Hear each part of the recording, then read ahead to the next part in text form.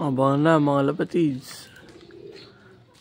So may kawayang Bulacan sila, yung throw nila mga lapatids. So na-release yung mga kalapati natin 6:30 mga lapatids. So time check tayo, 7:35 na. So 1 hour and 5 minutes na sila lumilipad mga lapatids. So konting tiis na lang yan, meron ng darating mga lapatids. Yun, napakaganda ng sining ng araw sa loob natin. Lapatids, meron tayong isa, nabigla kami. Amanda. So speed niya 1096 mga lapatids. Yan. Lapatids, second bird, si Tukod oh. Naunahan pa niya si Whitey. Pasok, pasok. Nag-iba na siya ngayon ah. Oh, ayan oh. Rekta.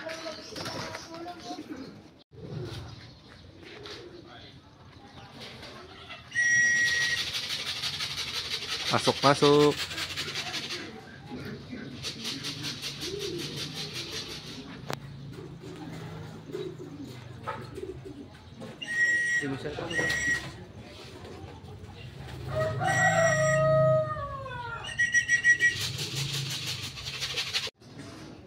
Diyan na lang yung bahay niya. Diyan, laro ka na. Diyan, lalaro. Diyan, ha?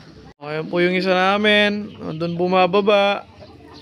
Yun mga lapatids. Kompleto na tayo mga lapatids. Yung dalawa nasa labas pa. Itong first bird natin, si Amanda mga lapatids. 1097. Then, yun mga lapatids. Siya i-flash ko dyan sa screen. Then, ito.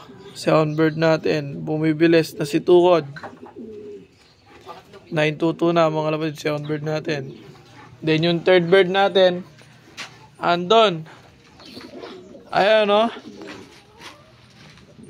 Yung third bird natin. Tsaka si Whitey mga lapatids. Ayan si third bird, oh. Si Whitey nandun sa yero. Lumipad. Ayan, pinaronda. Ayaw ng Ramon. Ayaw na pumasok mga lapatids. Yung problema, malakas pa siya. So, yun mga lapatids. Nagronda na si Whitey. Nag-raging pa mga lapatids. So, cut-off na din siya mga lapatids. Wala na. Butas ng first lap. Ay siya mga lapatids, oh. Ronda pa. Time check. 8:21 mga lapatids. Cut off na siya.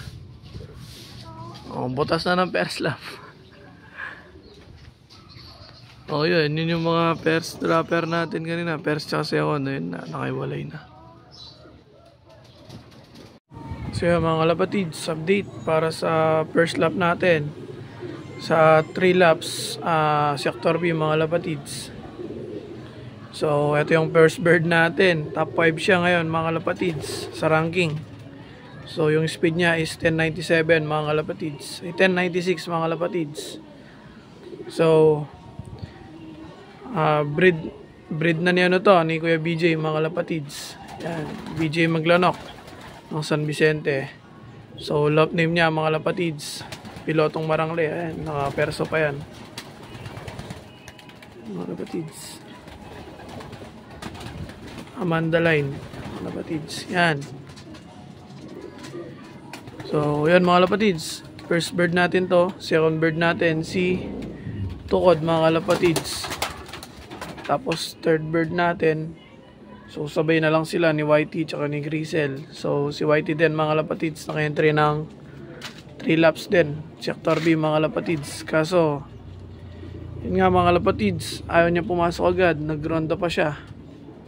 At makita nyo naman dyan sa video mga lapatids, katagal niyang kadami niyang oras na inubos mga lapatids. Nag-ranging pa siya.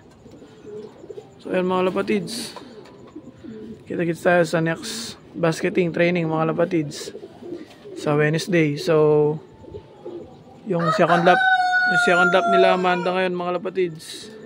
Sa susunod ng basketing is Sabado, then arrival natin second lap Sunday mga lapatids. So yun, kita-kits tayo sa next training at next lap mga kalapatids. Peace.